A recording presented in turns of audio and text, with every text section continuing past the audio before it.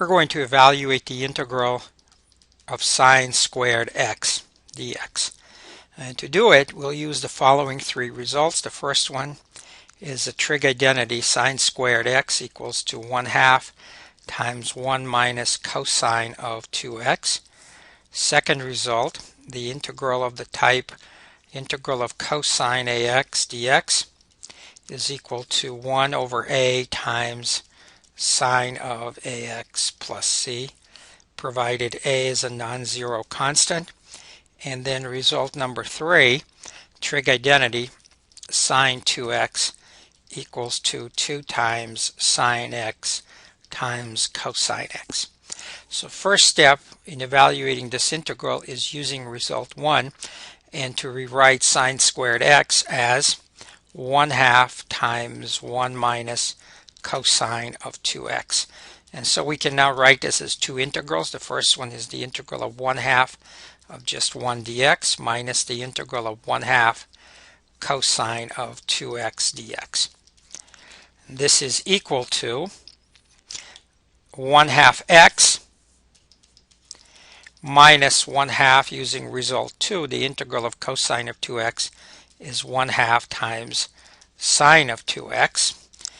And so we have 1/2 x minus 1/4 times sine of 2x. And let's reuse result number 3, the trig identity, to rewrite this as 1/2 x minus 1/4 times 2 sine x cosine x. And so this is 1/2 x minus 1/2 times sine x cosine x.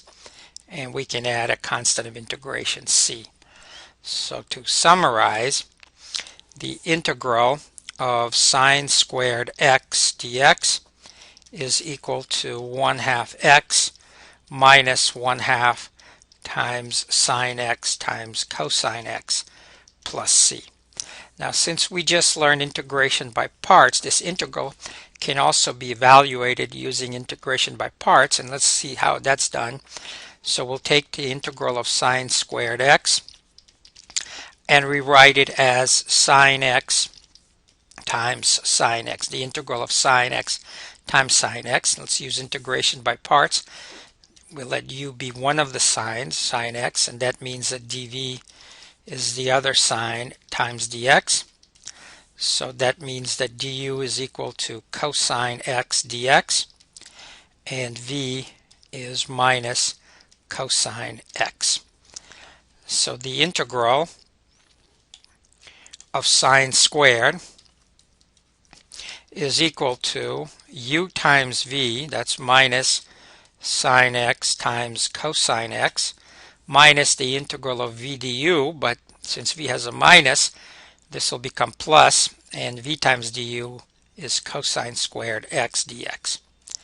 Now the integral on the right can be expressed using the trig identity sine squared x plus cosine squared x equals 1. So cosine squared x equals 1 minus sine squared x.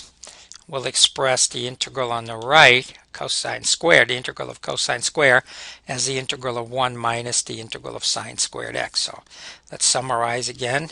Integral of sine squared x dx equals minus sine x cosine x plus the integral of 1 minus sine squared of x. So the integral of sine squared x dx is equal to minus sine x cosine x plus the integral of 1, that's x, minus the integral of sine squared x dx. As you can see, we have the same integral on the left as on the right.